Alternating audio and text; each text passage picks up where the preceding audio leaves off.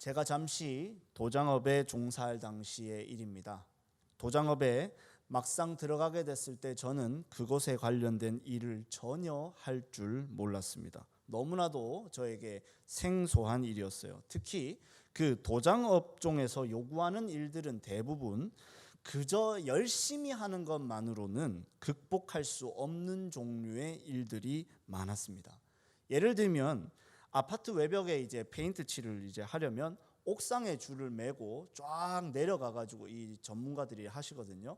이제 저 같은 이제 조수들은 그 줄을 묶고 내리고 그분이 다 타면 그 줄을 당겨서 올려 가지고 이제 뱀 또아리를 마는 것처럼 이렇게 말아야 돼요. 그거를 가지고 그분들은 줄을 살인다 그러거든요. 근데 그것조차 처음에 일을 할 당시에는 너무 힘들었어요. 이게 하는데 줄을 사려야 되는데 줄이 말리지가 않는 거예요. 왜 그런가를 알아보니까 이 로프 자체가 오른쪽으로 결이 나 있어서 왼쪽으로 말려고 하면 줄이 도무지 말리지가 않게 만들어져 있었던 거예요. 이것을 저는 전문가 형님들의 조언을 듣고 나서야 알게 됐습니다. 또한 페인트를 사용하면 이 페인트 원액에 이 4분의 1에서 3분의 1 정도의 물을 반드시 타서 희석을 해서 사용해야 합니다. 물이 너무 많이 들어가면 묽어져서 칠해도 벽에 묻지 않고 흘러내려 버리고요. 물을 넣지 않으면 뻑뻑해가지고 붓이나 롤러가 이제 밀리지가 않고 중간에 빠지는 틈이 많아지게 됩니다. 이런 말씀을 제가 드리는 이유는 어떤 일과 작업을 감당하다 보면 그 업무에 부합하는 일관된 원리가 존재하더라는 것이죠. 그리고 일관된 원리는 그 일에 오랫동안 종사한 선배들에게 듣고 배워야만 하는 종류의 일들이었습니다. 물론 이런 일관된 원리를 제가 배우지 않았더라도 언젠가는 알 수도 있었겠죠. 하지만 매우 오랫동안 고생을 해야 했을 것입니다. 배우면 좀 더 수월하게 그리고 안정적으로 맡겨진 일들을 수행할 수 있는 겁니다. 제가 이런 말씀을 드리는 이유는 성경 시대의 사람들도 우리가 선대의 지혜를 이어받아야만 한다는 걸 계속해서 강조했기 때문입니다. 물론 선대의 지혜가 없이도 우리는 살아갈 수 있을 것입니다. 그러나 우리는 마치 오른쪽으로 말려있는 로프를 자꾸 왼쪽으로 말고 있으면서 제가 고생했던 것처럼 의미 없는 방황과 실수를 반복하게 될 것입니다.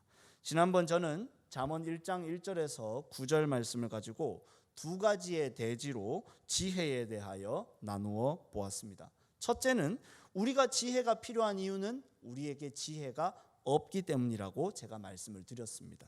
우리는 지혜의 측면에서도 타락의 흔적을 가지고 있는 어리석은 존재라고, 스스로 지혜로워질 수 없고 지혜를 듣고 배워야만 하는 사람들이라고 말씀을 드렸습니다. 그리고 둘째로는 여호와를 경외하는 것이야말로 모든 지혜와 지식의 근본이라고 말씀을 드렸습니다. 우리가 고민하고 계산해서 빚어낸 지혜의 산물과 여호와 하나님을 신뢰하는 신앙이 충돌하게 될 때 우리는 반드시 지혜로워 보이는 모양이 없을지라도 여호와 하나님을 신뢰하는 길을 택해야 한다고 제가 말씀을 드렸습니다. 이처럼 여호와를 경외하는 것은 매우 중요합니다. 뿐만 아니라 여호와를 경외하는 것은 지혜의 근본에서 그치는 것이 아니라 지혜의 상급이기도 해요. 잠언 2장 4절 5절에서는 이렇게 말씀하는데요. 띄워주시길 바랍니다. 함께 읽어보겠습니다. 은을 구하는 것 같이 그것을 구하며 감추어진 보배를 찾는 것 같이 그것을 찾으면 여호와 경외하기를 깨달으며 하나님을 알게 되리니. 그러니까 앞에서 솔로몬은 말하기를 여호와를 경외하는 것이 지혜의 근본이다라고 말을 했거든요. 그런데 2장에서는 말하기를 지혜를 간절히 추구하고 찾는 자들에게는 여호와를 경외하게 되는 은혜를 주시겠다라고 약속해주고 있는 것입니다. 즉 우리는 진정 지혜롭게 살기 위해 여호와를 경외해야 하고 진정으로 지혜를 추구하며 살아갈 때 여호와를 경외하게 되는 것입니다. 이처럼 여호와를 경외하는 건 잠언 전체의 말씀을 이해하는 데 아주 절대적인 역할을 가지고 있습니다. 그래서 오늘은 여호와를 경외한다는 것이 어떤 의미를 가지고 있는지를 잠언의 문맥에서 그리고 성경의 문맥에서 상고하는 시간을 가지도록 하겠습니다. 첫째로, 여호와를 경외한다는 것은 우리의 일상과 세상의 운행에 하나님이 계시다는 것을 인정하는 것입니다. 우리의 일상도 결코 하나님과 무관하지 않다는 걸 인정하는 것입니다.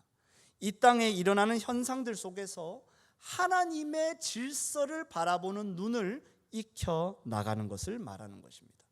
잠언이 서술되는 방식을 보면 보통 이런 식으로 서술이 됩니다. 이 세상에서 일어나는 일들을 내가 자세히 살펴보니까 이렇게 하면 보통은 저렇게 되더라는 것입니다. 관찰과 연구를 통해서 현상을 관통하는 일관성을 찾아내는 것입니다. 예를 들면 이런 것입니다.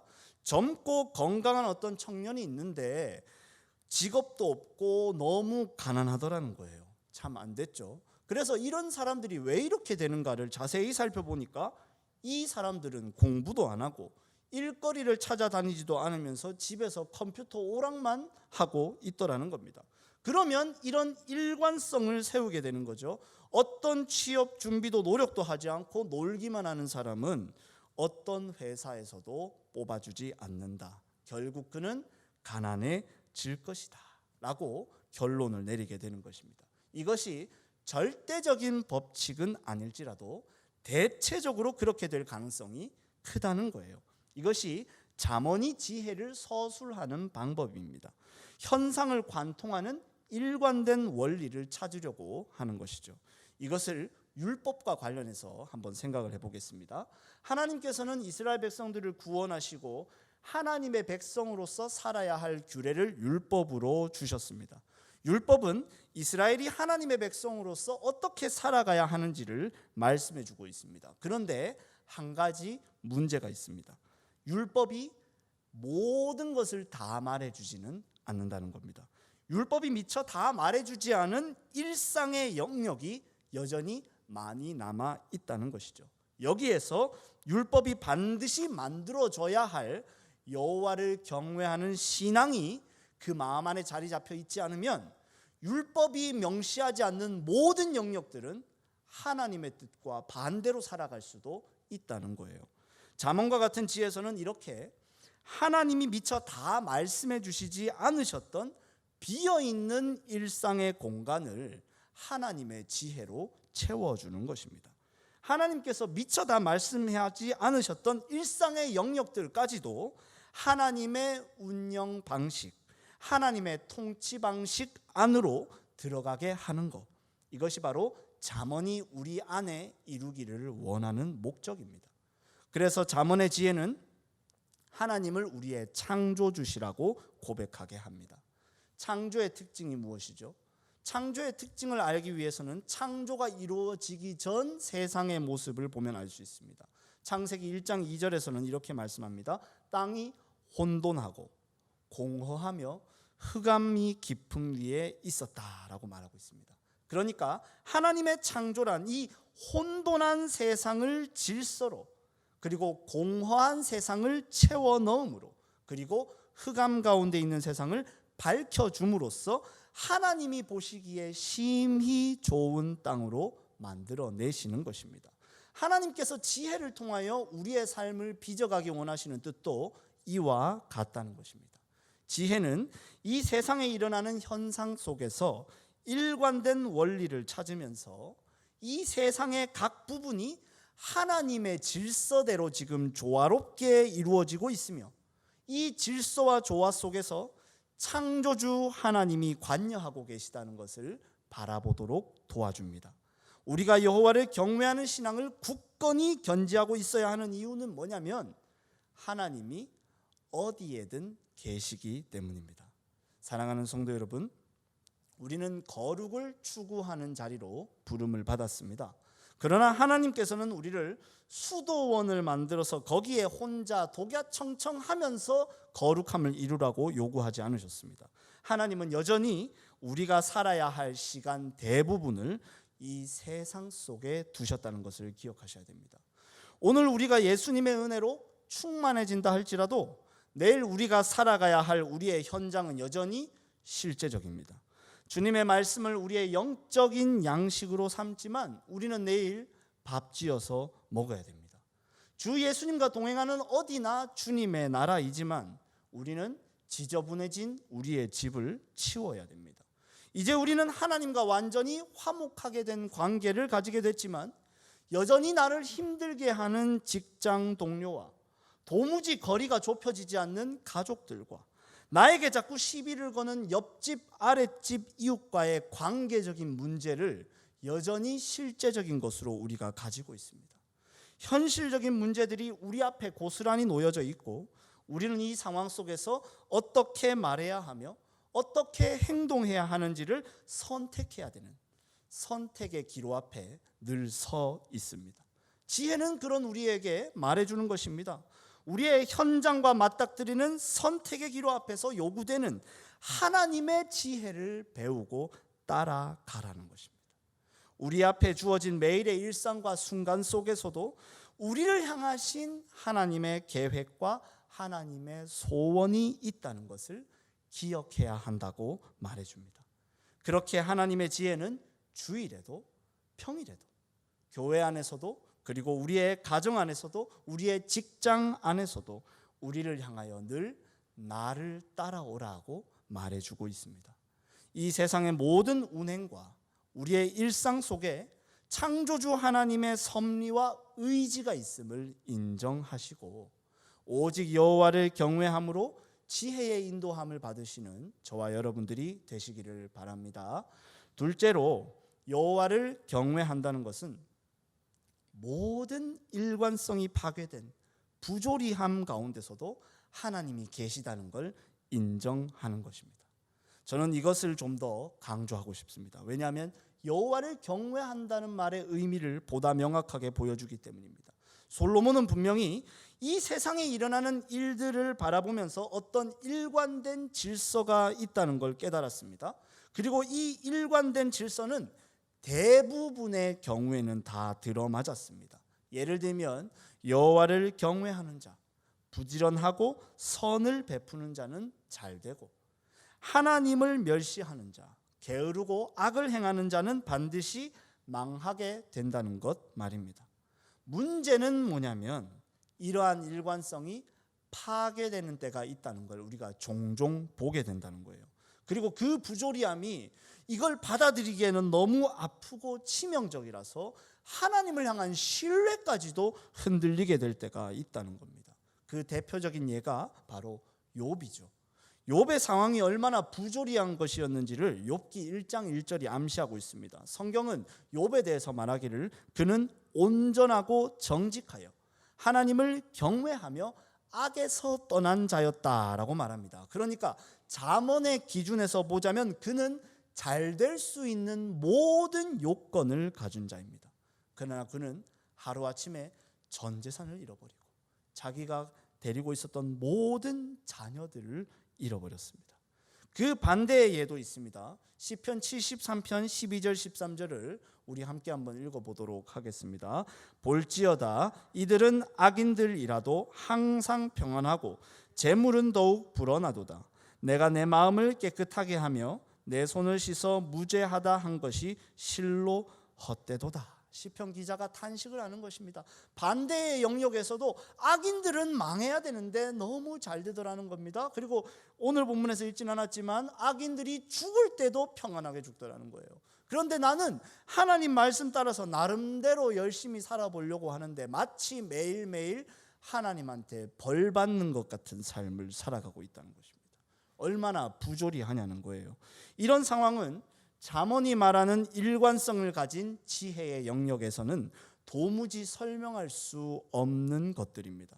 이것 외에도 성경 도처에서는 도무지 일관성이나 하나님의 선하신 질서 안에는 온전히 담을 수 없는 종류의 모순과 부조리함이 계속 도처에 나와 있어요. 그것에 대하여 성도들이 탄식하는 내용들이 성경에는 기록되어 있습니다.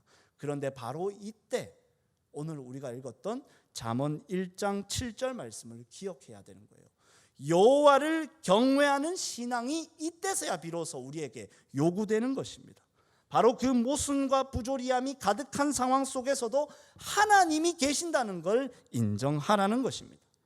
우리가 경험하고 있는 모순과 부조리함은 선하신 하나님께서 그려놓은 거대한 그림 속에서는 오류나 실수가 아닐 수도 있다는 걸 생각해야만 한다는 거예요. 아니, 그렇게까지 생각하지 못할지라도 나의 생각의 작은 그릇에 주님의 계획과 일하심이 온전히 담기지 않는다는 것, 하나님을 경외하는 자리에서 결코 떠나서는 안 된다는 것을 기억해야만 한다는 거예요. 그것을 욥이 잘 보여주지 않습니까? 욥은 1장 20절 21절에서 이렇게 고백을 합니다. 함께 한번 읽어보도록 하겠습니다. 욥이 일어나 겉옷을 찢고 머리털을 밀고 땅에 엎드려 예배하며 이르되 내가 모태에서 알몸으로 나와 싸운즉 또한 알몸이 그리로 돌아가올지라. 주신 이도 여호와시요 거두신 이도 여호와시오니 여호와의 이름이 찬송을 받으실지니이다 하고. 아멘. 놀라운 장면입니다. 욥은 모든 상실과 절망의 자리를 예배의 자리로 삼아버립니다. 그리고 거두어 가신 여호와 하나님을 찬양합니다. 그는 고난의 원인이 무엇인지, 고난의 목적이 무엇인지를 알고 있었기 때문에 그렇게 했던 게 아닙니다. 평온한 삶이 무너져 내려야 했던 이유가 도대체 뭔지, 하나님이 이렇게까지 해가면서 나에게서 이루고자 하는 목적이 무엇이었는지를 그는 전혀 모르고 있었습니다. 그저 여호와 하나님을 경외하는 데서 벗어나지 않았을 뿐입니다. 욥기는 바로 이것을 진정한 지혜라고 우리에게 가르쳐주고 있는 것입니다. 그리고 우리는 무엇보다 가장 이해할 수 없는, 가장 말이 안 되고 가장 모순적이고 부조리한 사건을 보게 됩니다. 예수님의 십자가 사건입니다. 이 십자가의 사건은 생각해보면 말이 안 되는 것 투성입니다. 로마 제국이 한 사람을 십자가에 매다는 것을 이처럼 졸속하게 진행한다는 것이 말이 안 됩니다. 예수님은 죄가 없으셨습니다. 기껏 해봐야, 굳이 책 잡을 것이 있다고 해봐야 자기를 자칭 하나님의 아들이라고 말했다는 것밖에는 없었어요. 더군다나 그분이 이 땅에서 행하셨던 일들을 생각해 보십시오. 그분은 병든 자, 귀신 들린 자들을 고쳐주시고 가난한 자들과 죄인들에게 하나님의 용서와 자비를 전해주셨습니다. 그러나 그분은 노예나 대역 죄인들에게나 주어지는 십자가에 못 박히셨습니다. 그리고 실제로 비참하게 죽으셨어요. 이렇게 바라본 십자가의 부조리함은 단지 예수님의 인간적인 측면만을 고려한 것입니다. 하나님의 아들이시라는 사실 안에서 보자면 더욱 말이 안 됩니다. 그분은 하나님이셨습니다.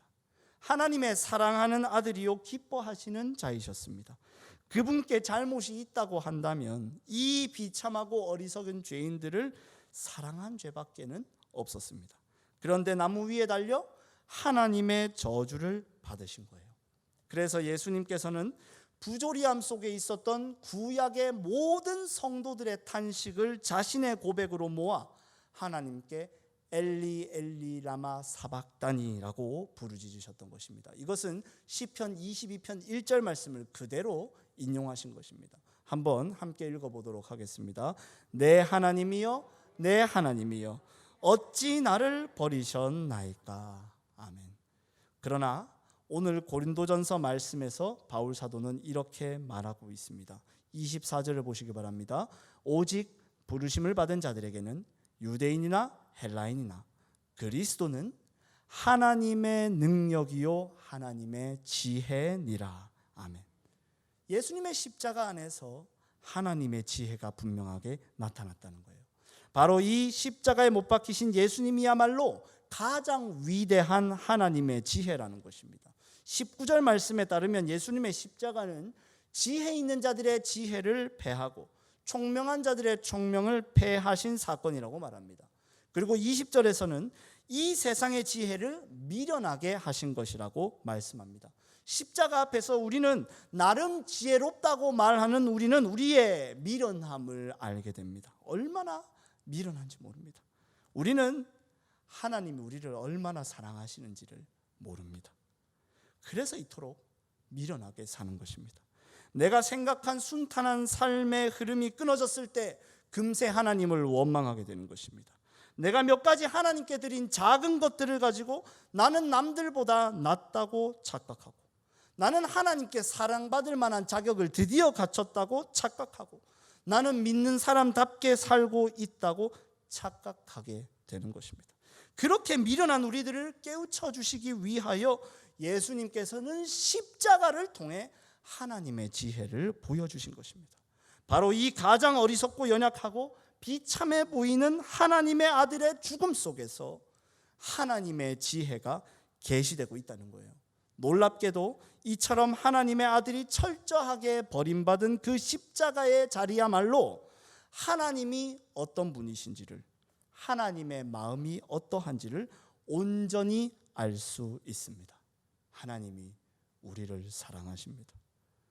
이처럼 혼란스러운 상황 속에서 일관된 하나님의 지혜는 십자가로서 우리에게 주어지는 것입니다.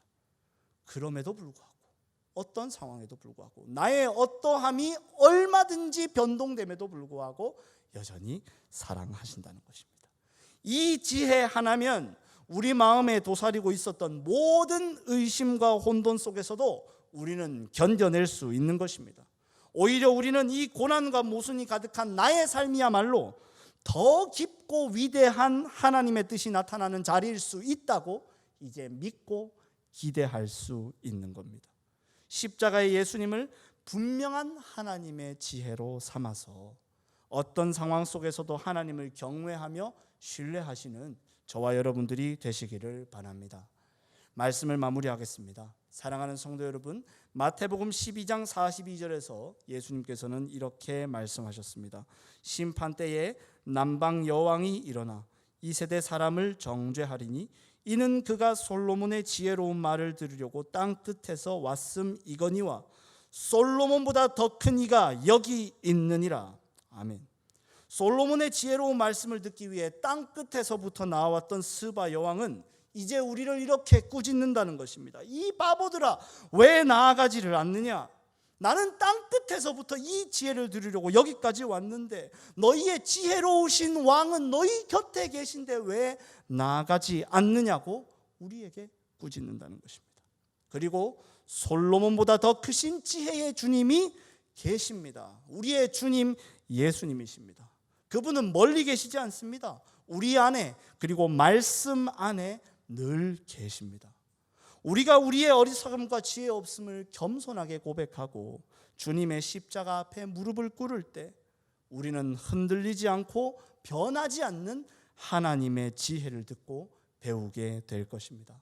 살아가는 날 동안에 여호와를 경외함으로 우리의 일상과 삶의 현장 속에서 주님의 뜻과 지혜를 구하고 여호와를 경외함으로 모든 모순과 부조리한 상황 속에서 십자가의 예수님을 바라보며 하늘의 지혜를 얻으시는 저와 여러분들이 되시기를 주님의 이름으로 소원드립니다. 말씀을 기억하면서 151장 찬송 드리도록 하겠습니다. 151장입니다.